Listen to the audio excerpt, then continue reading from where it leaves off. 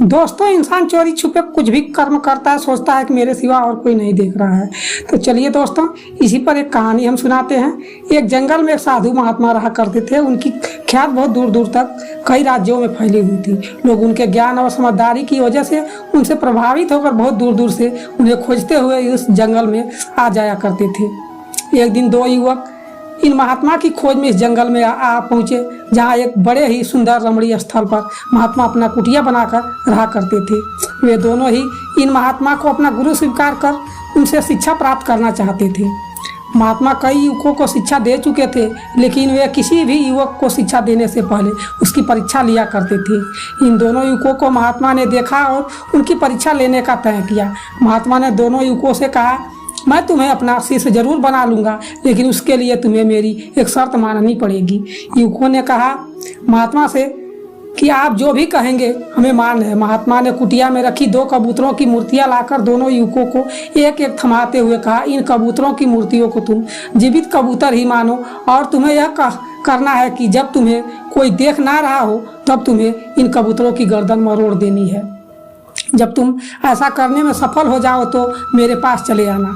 दोनों युवकों ने अपने अपने कबूतरों को ध्यान से देखा। दोनों ही कबूतर बहुत सुंदर और उस पर बहुत अच्छे से रंग और आकृतियां बनी हुई थी।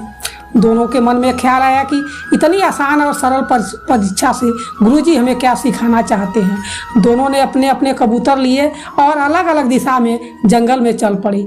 एक युवक जंगल में थोड़ी दूर गया, जहाँ एक सुनसान मैदान उसे दिखाई दिया। उसने चारों तरफ अपनी नज़रें घुमाकर देखा और यह निश्चित करने लगा कि उसे कोई भी नहीं देख रहा है। उसने अपने साथ लाए कबूतर की गर्दन मरोड़ दी। वह वापस गुरु के पास चला गया। दूसरा युवक भी जंगल में दूसरी तरफ एक सुनसान जगह पर जा पहुंचा और एक पेड़ के नीचे खड़ा रहकर हर तरफ से नज़रें घुमाकर देखने के बाद जब वह कबूतर की गर्दन मरोड़ने लगा, तब उसकी नज़रें अचानक पेड़ के ऊपर बैठे अन्य पंछियों पर पड़ी। क्योंकि उसे ऐसा करते हुए वे पंछी देख रहे थे, इसलिए उसने कबूतर की गर्दन नहीं मरोड़ी। युवक थोड़ी देर सोचने के बाद झाड़ियों में छिप गया और वहाँ पर कबूतर की गर्दन मरोड़ने की कोशिश करने लगा, लेकिन वहाँ पर भी उसकी नज़र झाड़ियों पर बैठे कीट पतंगों और मक्खियों पर पड़ गई और वहाँ पर भी वह यह काम पूरा नहीं कर पाया। फिर वह सोचने लगा।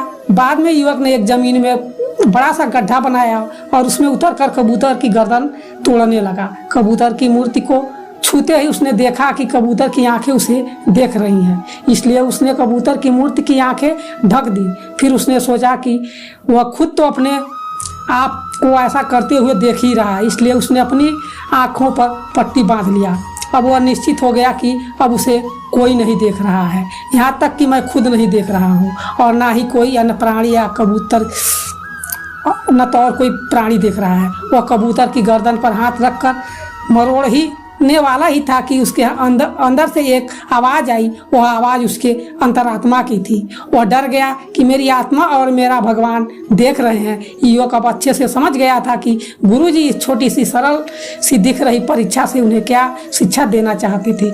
युवक बिना उस कबूतर की गर्दन मरोड़े ही गुरु के पास पहुंचा। गुरु के पास जाकर युवक ने गुरु से माफ़ी मांगते हुए कहा कि गुरुजी मुझे क्षमा कर दीजिए, मैं आपका दिया हुआ यह काम पूरा नहीं कर पाया, क्योंकि जब भी मैं ऐसा करने की कोशिश करता तो मुझे कोई न कोई देख रहा था।